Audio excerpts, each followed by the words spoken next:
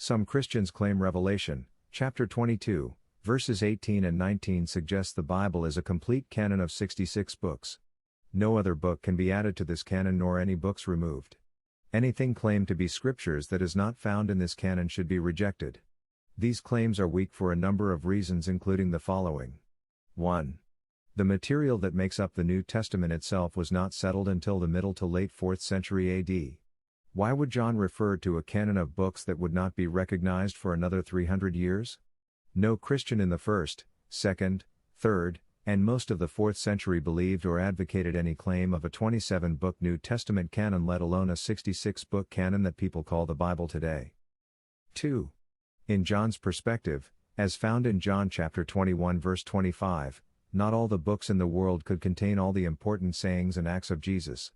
Why would John want to limit what could be written about Jesus and his life and teachings to a 27-book or letter New Testament canon? 3. Similar statements are found in the Old Testament. Deuteronomy, chapter 4 verse 2, chapter 12 verse 32, and Proverbs 30 verse 6 follow the same idea that John is using. Should we assume that no scripture was to be added after Deuteronomy or Proverbs? That would eliminate the entire New Testament and much of the Old Testament as being scripture. The point of all these passages is that man should edit any revelation that God gives. Man should not add pet issues or alter things to fit a viewpoint or remove things that are no longer popular in society. Only God has the authorization to amend his revelations. 4.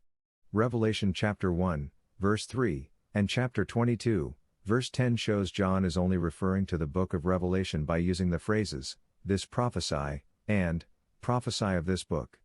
The same terminology is used in Revelation chapter 22, verse 19, using the phrase, "book of this prophesy." 5. All warnings cited Revelation chapter 22, verses 18 and 19, are found internally in the book of Revelation. The plagues are found in chapter 11 verse 6, chapter 15 verse 1, chapter 16, and so forth. The book of life is mentioned in chapter 3 verse 5, and chapter 13 verse 8. The holy city is mentioned in chapter 21 verse 2. One does not have to refer to books outside of Revelation to figure out what John is writing about. Last but certainly not least, is found in Revelation chapter 1 verse 11. Here John is told to write in a book. It says, quote, "What thou seest, write in a book." What book would this be other than the book of Revelation?